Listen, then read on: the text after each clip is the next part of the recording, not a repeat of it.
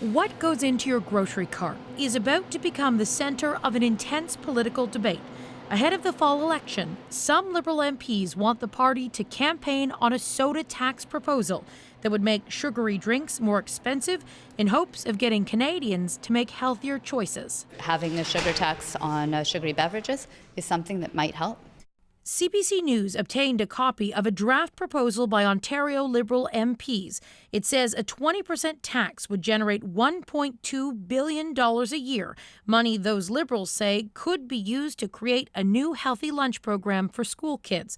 Over 25 years, the document states the proposal could postpone more than 7,800 deaths and save Canada's healthcare system upwards of $7 billion. It is something that would go back to helping our children. I don't know who can argue against that. The issue with chronic disease that are diet related, these are complex problems. Complex problems don't have simple, singular solutions.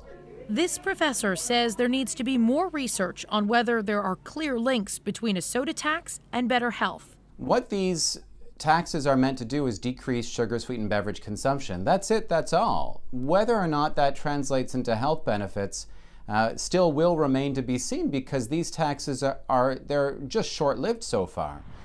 Take the city of Philadelphia's soda tax. A study released earlier this month shows sugary drink consumption dropped nearly 40% when prices went up, but its authors needed more information about potential health impacts. I think what it shows is what the gut initial first reaction for all of these Liberal Ontario MPs is to tax something.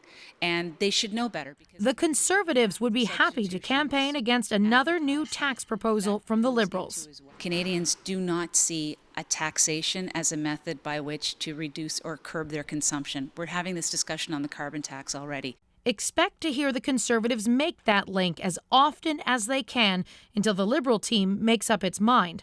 Katie Simpson, CBC News, Ottawa.